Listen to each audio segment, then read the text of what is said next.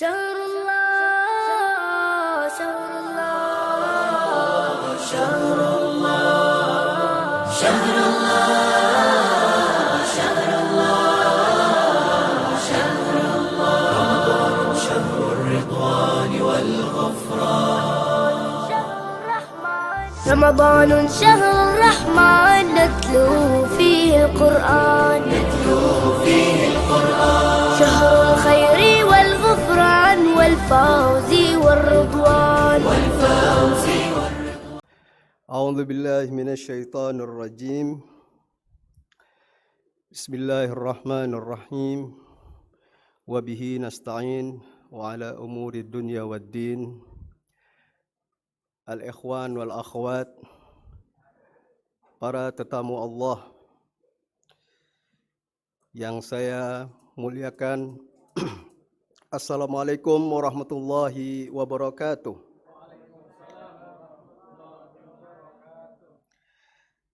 Alhamdulillahi rabbil alamin. Wassalatu wassalamu ala sayyidil mursalin Abil Qasimil Mustafa Muhammad.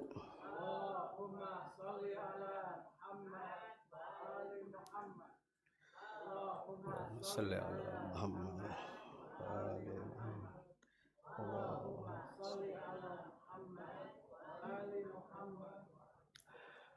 Wa ala alihi at-tayyibin at-tahirin wa ashabihi al-mayamin. Qala Allah Ta'ala fi kitabihil karim. A'udzu billahi minasy syaithanir rajim. Wasari'u ila maghfiratin min rabbikum wa jannatin arduha as-samawati wal ard uiddat lil muttaqin alladzina yunfikuna fis sarra'i wad dharra'i wal kadhimina al ghaidh wal 'afina 'anil nas wallahu yuhibbul muhsinin. Shadaqallahul aliyul azim. Puji syukur kepada Allah Subhanahu wa taala atas segala karunia dan nikmatnya kepada kita semua. Pada malam ini kita memasuki malam ke-14, hari ke-13 bulan Ramadan. Kita sudah memasuki malam ke-14, bulan yang suci, bulan yang agung, bulan yang membawa berkah, rahmah dan maghfirah kepada kita sebagai umat Nabi Muhammad sallallahu alaihi wa alihi. Insyaallah kita dipandang sebagai tetamu Allah Subhanahu wa taala yang layak dilayani oleh Allah dengan jamuan-jamuan ilahiyah yang disediakan olehnya kepada kita semua. Bahwasanya di antara perjamuan yang agung, yang suci dari Allah Subhanahu wa taala bagi kita adalah pengampunan atas dosa-dosa kita oleh Allah Subhanahu wa taala. Saya memulai tema yang telah ditentukan oleh panitia tentang memaafkan, dengan mukaddimah bahwasanya kita mungkin pernah mendengar pesan Sayyidul Qaid Al-Imam Ali Khamenei, juga penjelasannya tentang jihad tabyin. Apa itu yang dimaksud dengan jihad tabyin?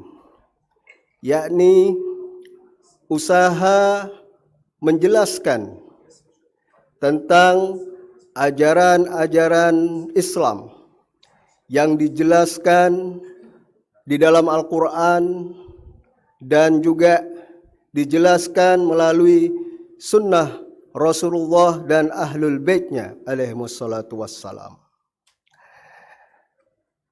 Mungkin kita memahami bahwa dalam usaha menjelaskan ini terbatas pada orang-orang yang berilmu, terbatas pada ulama yang ahli agama, sehingga tugas dan tanggung jawab mereka adalah salah satunya menjelaskan ajaran-ajaran Rasulullah, ajaran-ajaran Islam kepada umat ini, karena mereka memahami, mereka mempunyai pemahaman, mempunyai pengetahuan yang merujuk pada Al-Quran dan Sunnah Rasulullah Sallallahu Alaihi Wasallam.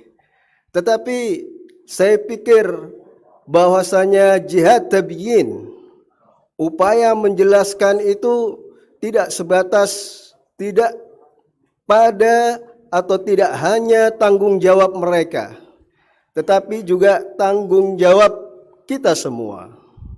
Baik kita sebagai orang awam yang mungkin dalam pengetahuan, dalam pemahaman kita merujuk dan kita terus belajar menuntut ilmu dalam upaya memahami agama dan dalam upaya dapat mengamalkan ajaran-ajaran Islam, apa yang telah diajarkan oleh Rasulullah Sallallahu Alaihi Wasallam. Setidaknya kita menjelaskan pada diri kita, mulai dari keimanan kita sampai pada pengamalan apa yang kita imani, bahwasanya telah dijelaskan di dalam surat Al-Baqarah di ayat pertama. Saya teringat penjelasan dengan Syahid Mutahari mengenai firman Allah Subhanahu wa taala, alladzina yu'minuna bil ghaib, alladzina yuqimuna shalah wa mimma razaqnahum yunfiqun. Bahwasanya agama kita sebagai orang beragama, kita menjadi orang yang beragama berdasarkan iman kita, kepercayaan kita kepada Allah Subhanahu wa taala yang menciptakan dan memelihara alam semesta ini. Ini prinsip kita yang pertama. Kemudian prinsip ini pun, keimanan ini pun tidak semata-mata percaya saja, tetapi juga mengamalkan ajaran-ajarannya, mengamalkan risalahnya yang dia turunkan kepada Rasulullah Sallallahu Alaihi Wasallam untuk disampaikan kepada umatnya, yaitu agar mereka mendirikan sholat. Ini sebagai bentuk pengamalan keimanan kita kepada Allah Subhanahu wa taala dan Rasulnya. Kemudian kenapa kita mendirikan sholat? Itu agar kita terjalin hubungan kita dengan Allah Subhanahu wa taala, hubungan yang baik sebagai hamba dan Allah Subhanahu wa taala sebagai Tuhannya yang maha kuasa, yang patut disembah dan yang memberikan pahala kepada hambanya yang taat kepadanya.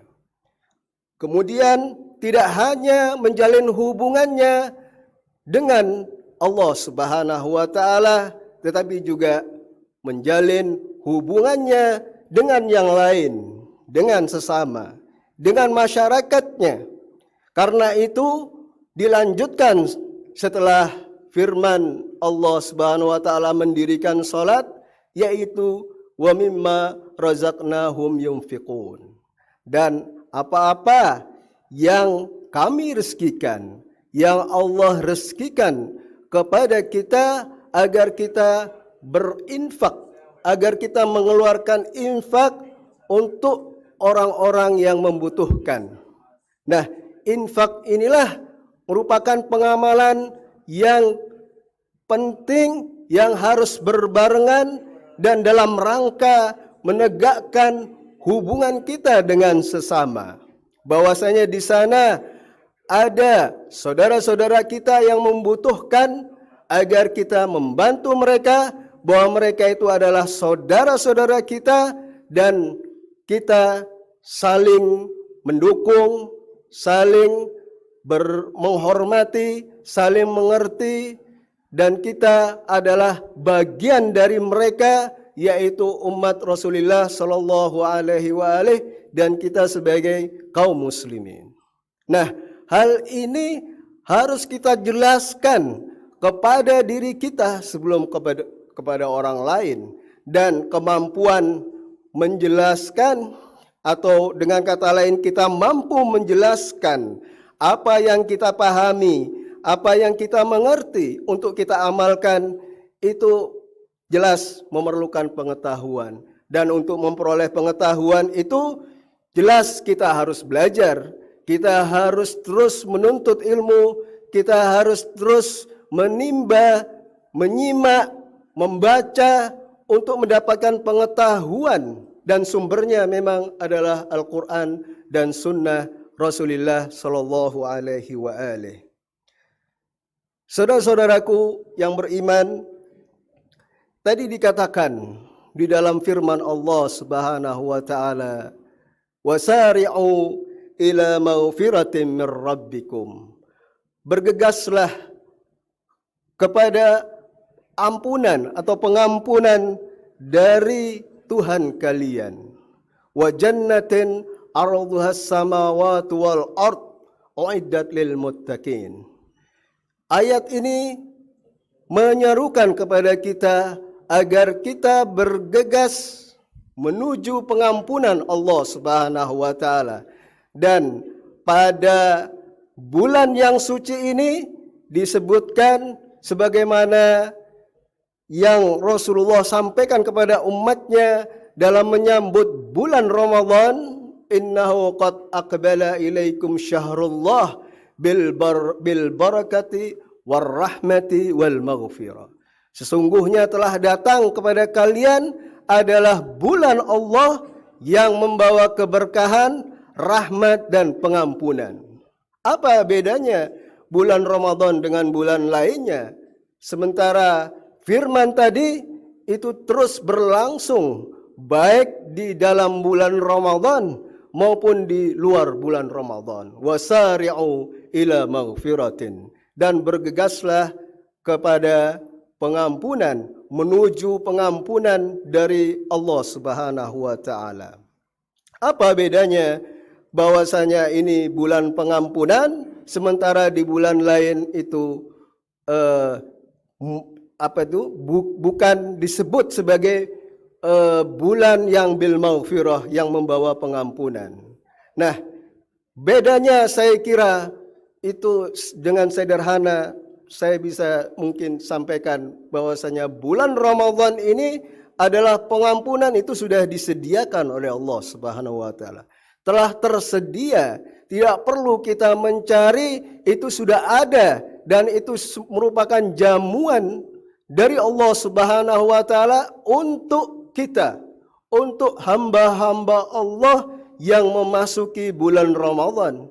Tetapi di luar Ramadan itu bulan yang kita harus memang bekerja keras untuk meraih pengampunan, tetapi di bulan Ramadan ini kita mudah untuk mendapatkan pengampunan dari Allah Subhanahu wa taala. Kita bisa merujuk secara penuh, secara keseluruhan apa yang ada di dalam bulan Ramadan ini, atau khutbah Sya'baniyah yang disampaikan oleh Rasulullah Shallallahu Alaihi Wasallam kepada kita, bahwasanya bulan Ramadan ini adalah bulan yang hari-harinya itu paling utama, yang malam-malamnya adalah paling utama, yang saat-saatnya atau waktu-waktunya itu adalah waktu-waktu yang paling utama. Bahwa tidur kalian, tidur kita di bulan Ramadan itu dihitung sebagai ibadah, dan setiap nafas yang kita hembuskan itu terhitung sebagai tasbih, mensucikan Allah Subhanahu wa taala. Seperti kita mengucapkan subhanallah, maha suci Allah. Setiap nafas kita itu, setiap nafas yang kita hembuskan, kita dihitung sebagai bertasbih kepada Allah Subhanahu wa taala. Oleh karena itu, ini bulan Ramadan ini adalah bulan peluang yang besar untuk meraih pengampunan dari Allah Subhanahu wa taala. Wa jannatin arduhas samawati wal ard uiddat lil muttaqin. Berarti di sini bahwa pengampunan dan surga yang luasnya itu seperti seluas langit dan bumi dipersiapkan oleh Allah Subhanahu wa taala untuk orang-orang yang bertakwa. Itu sudah pasti akan sampai pada pengampunan dan sampai pada surga. Berarti di sini pengampunan dan surga itu merupakan tujuan kita, tujuan keberadaan kita. Sebagaimana kita di sini dijelaskan oleh Islam, oleh agama, oleh Al-Quran, bahwa kita diciptakan oleh Allah Subhanahu wa taala agar kita menyembahnya, agar kita mengagungkan Allah Subhanahu wa taala dalam rangka ini, yaitu dalam rangka kita meraih keridhaan Allah Subhanahu wa taala, meraih pengampunan Allah Subhanahu wa taala. Nah, dengan diampuni oleh Allah Subhanahu wa taala, itu dengan sendirinya kita akan layak menjadi orang-orang yang masuk surga. Bahwasanya para penghuni surga itu adalah orang-orang yang bersih dari dosa-dosa, dan bersih dari dosa itu sama halnya dengan diampuni oleh Allah Subhanahu wa taala. Diampuni oleh Allah berarti kita bersih, dan ketika bersih kita layak untuk masuk ke dalam surga Allah Subhanahu wa taala. Dikatakan bahwa maghfirah, surga sebagai tujuan kita, bahwa apapun yang kita lakukan, kapanpun dan dimanapun yang kita lakukan, tujuannya adalah ini.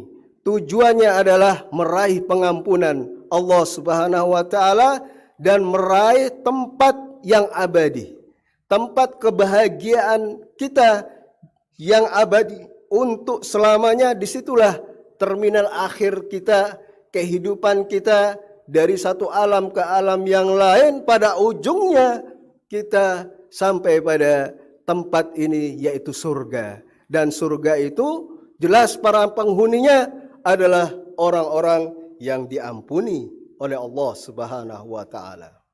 Nah, kita sebagai manusia adalah sebagaimana yang kita sering dengar, tidak luput dari salah dan dosa. Dan kesalahan kita, dosa kita itu bisa disebabkan oleh karena ketidaktahuan kita, kebodohan kita, atau kita tahu bahwa itu salah, bahwa itu dosa, tetapi karena emosi, karena hasrat, karena hawa nafsu yang menguasai kita, sehingga kita terjebak sampai pada berbuat kesalahan, sampai berbuat pelanggaran kepada Allah Subhanahu wa taala.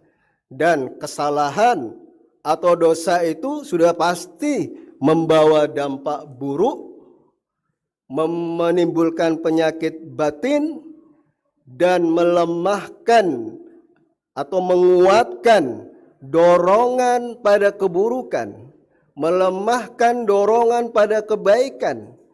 Semakin banyak kesalahan yang kita lakukan, semakin banyak dosa yang kita lakukan, maka semakin menumpuk penyakit itu, semakin berat kita, beban kita untuk berbuat kebaikan, sehingga kita kecenderungan kita terbalik, hati kita terbalik.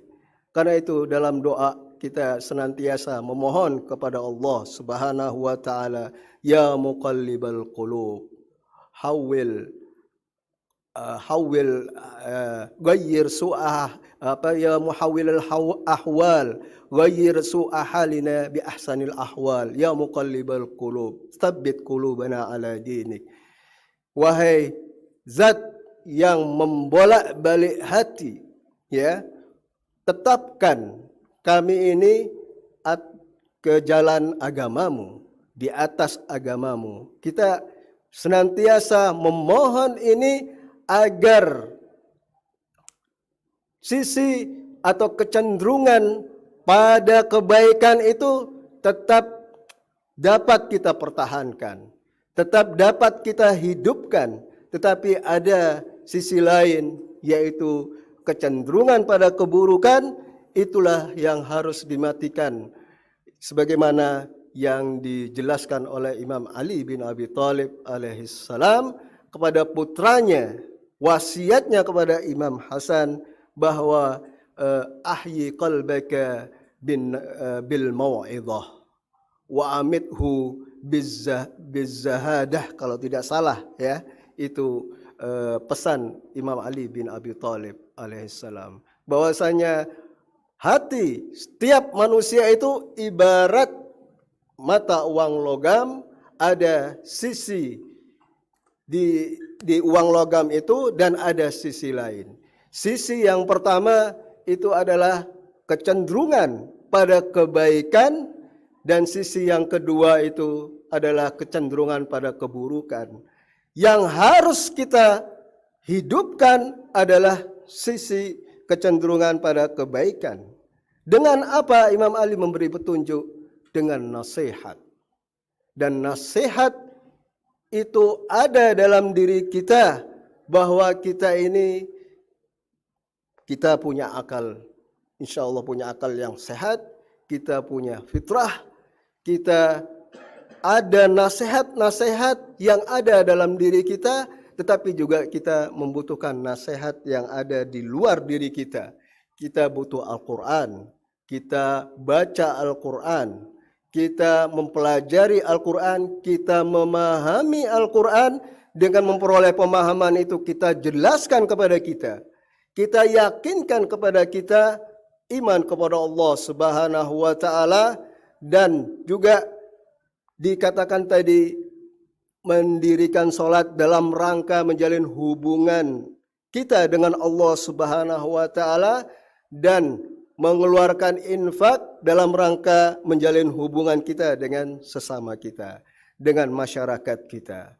Nah, karena itu tema memaafkan di sini tadi saya katakan bahwa kita semua bukan orang yang suci, bukan seorang maksum, bukan seorang nabi. Kita manusia biasa. Kita adalah orang yang awam, tidak luput dari dosa. Tadi saya katakan, kita setiap hari kita tidak luput dari salah, tidak luput dari dosa. Dan dosa itu berdampak buruk bagi kita, menimbulkan penyakit batin dalam diri kita. Dan dengan demikian, itu kalau kita biarkan menumpuk penyakit itu, dan itu akan membentuk batin kita, batin yang hitam, batin yang gelap, dan jalannya adalah istighfar, memohon ampunan kepada Allah Subhanahu wa taala. Selain itu, kalau kita merujuk pada pelajaran akidah bahwa orang-orang yang beriman itu adalah sebagian dari mereka itu berbuat salah, berbuat dosa kecil, dan obatnya adalah istighfar. Tetapi bagaimana dengan dosa-dosa besar yang mereka lakukan? Tidak cukup dengan istighfar, tetapi mereka memerlukan syafaat dari Rasulullah sallallahu alaihi wasallam, syafaat ahlul baitnya alaihi wassalatu wassalam.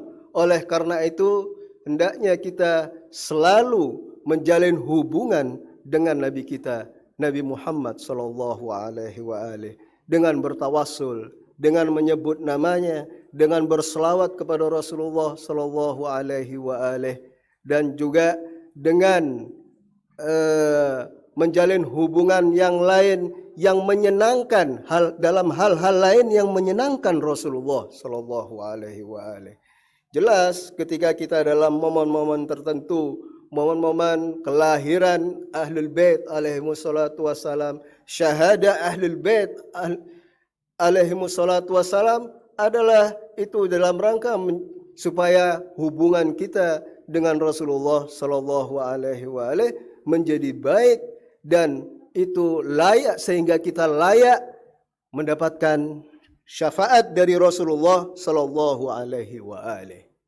Insyaallah taala, amin ya rabbal alamin. Nah, kita di bulan Ramadan ini kita diwajibkan berpuasa. Dan berpuasa itu dijelaskan dalam Al-Qur'an tujuannya adalah agar kita bertakwa kepada Allah Subhanahu wa taala.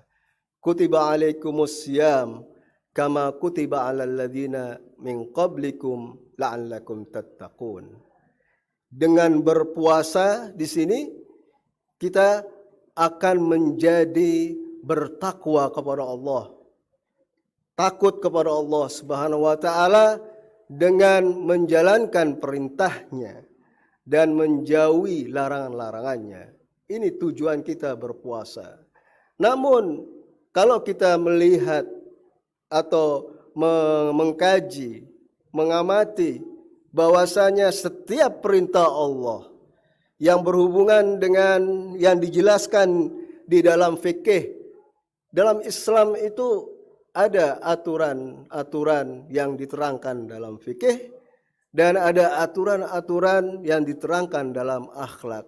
Itu adalah satu paket, tidak terpisahkan satu dengan lainnya.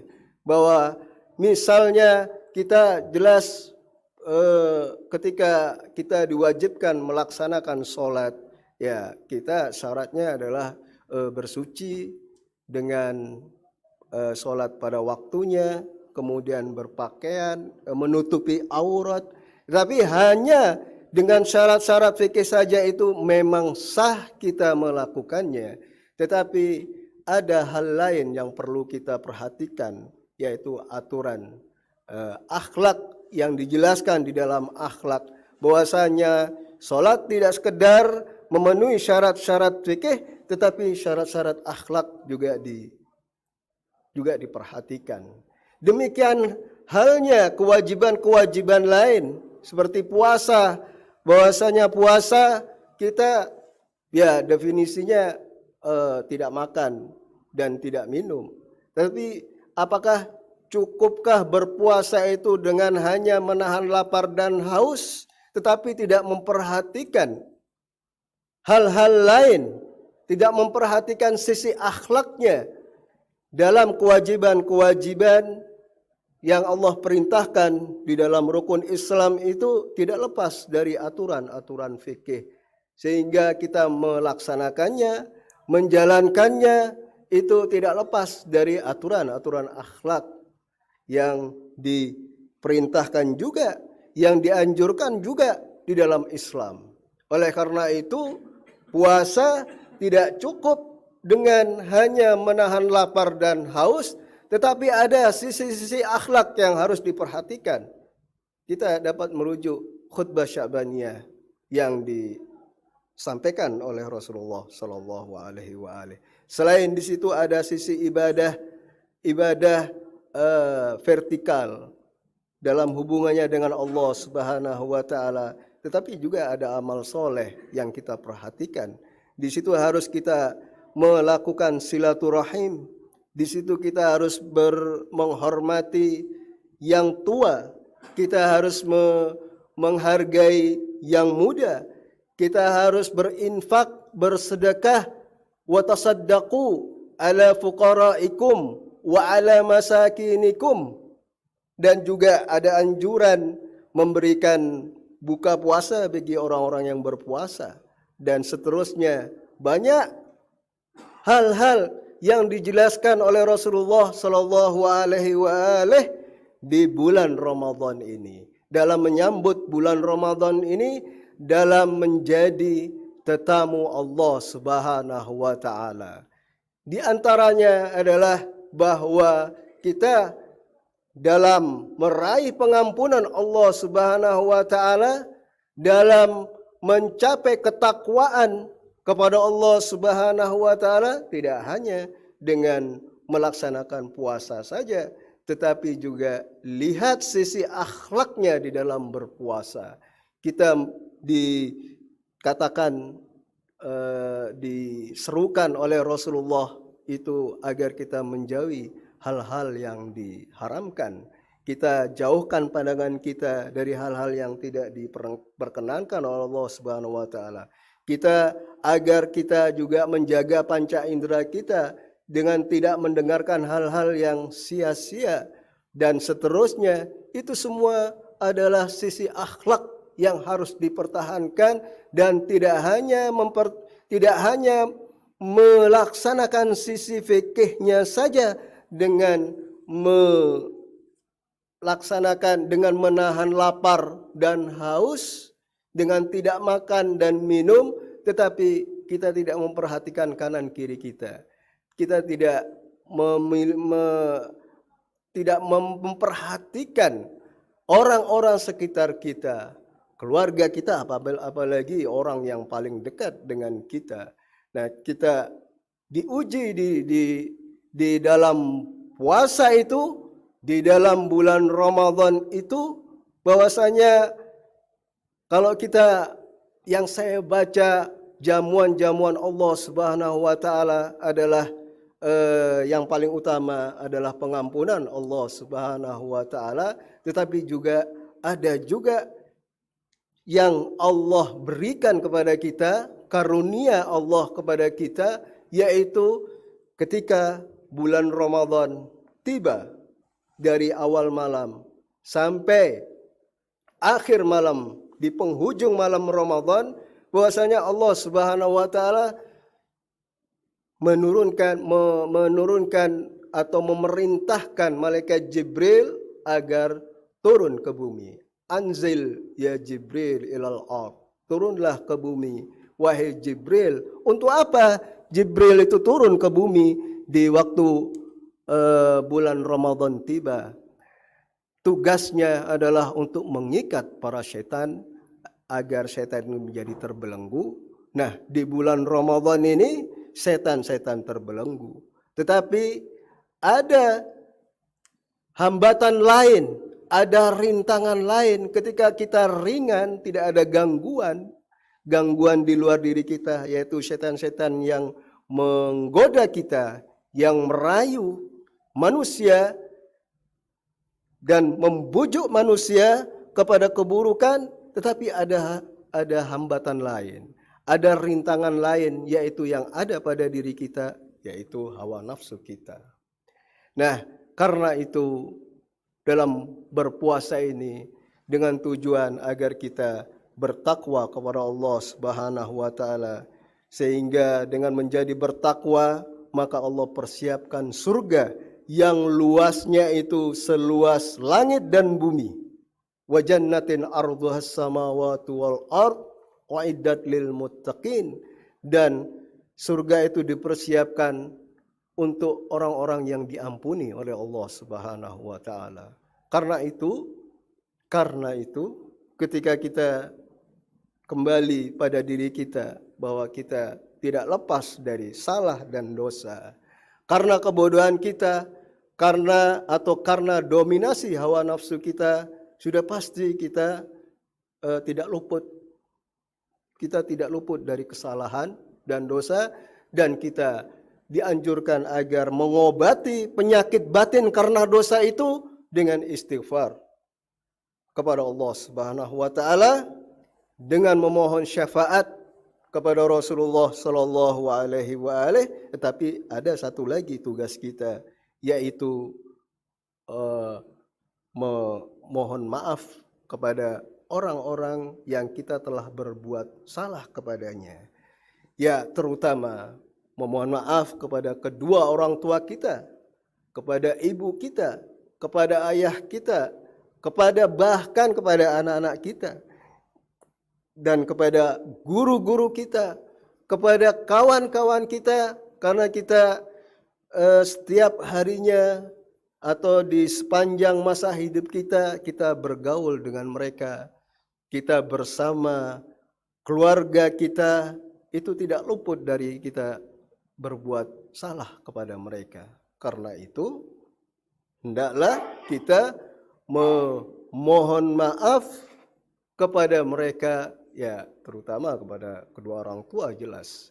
Dan kita tidak mungkin menjadi seorang anak yang sempurna dalam berbakti kepada mereka. Sudah pasti banyak kekurangan kita sebagai anak kepada orang tua kita.